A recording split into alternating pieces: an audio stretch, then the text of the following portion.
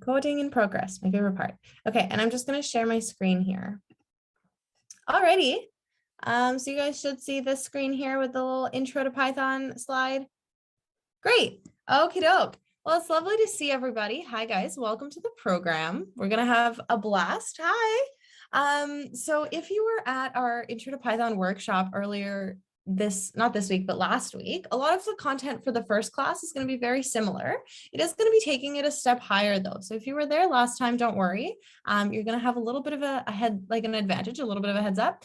But everybody else will catch up really quick and we won't have any problems. So we're going to do a little bit of an intro and explain how the program's going to run and how the system's going to work. And we're going to introduce ourselves. We're going to introduce you guys. It's going to be great. And then after that, we'll get right into some fun programming. So, that's fun.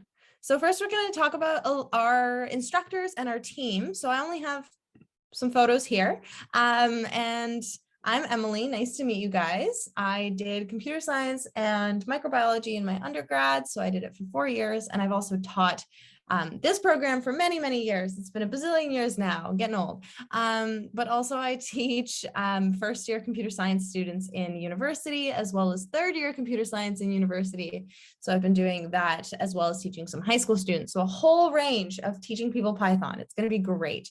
And now I am in medical school and I am still doing this. So it's going to be great. You guys will get to learn a lot of fun programming here today. Martin, do you want to talk about yourself really quick?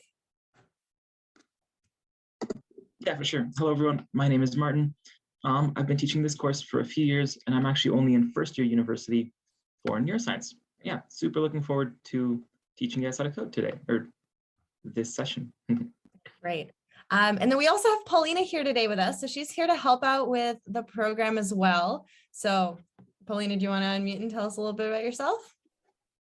Okay, so my name is Paulina. This is my second time mentoring this class. I'm a grade 9 student, so I don't really have any courses like Emily or Martin, but yeah. Yeah, Paulina's here to help us out. And oftentimes what'll happen is when you guys are coding, we're going to hop into your code and just take a look at how things are going. And if there's any errors, we can help fix them. And Paulina's going to help us out to make sure everybody's on the same page. Awesome. So what's the plan for today? We're going to do our brief intro. We're going to start with the basics of Python, and we're going to sneak in a couple of fun examples into this. So again, if you were in the workshop, you will have seen a couple of these, but we've switched it up. Don't worry. And we're going to start out. So what is code really? So I did this. We do this every single time we start a Python program. What uses code? Does anybody have any examples?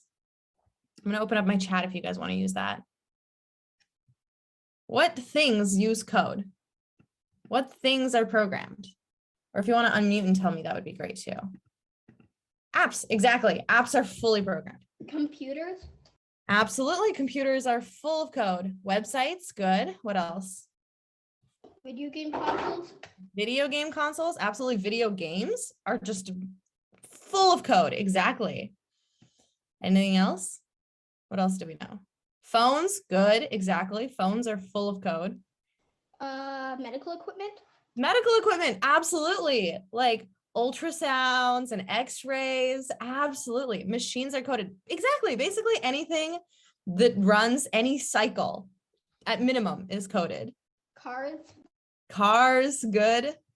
Great, good job, guys. Those are some great examples. So most pieces of tech, anything that seems like it has some sort of smartness to it is probably coded. So apps, websites, phones, washing machines, that's one of my favorite, dishwashers, traffic lights, anything that cycles or has a pattern or, follows any sort of system in that case has code in it. So you guys got a bunch of those. Good job, team.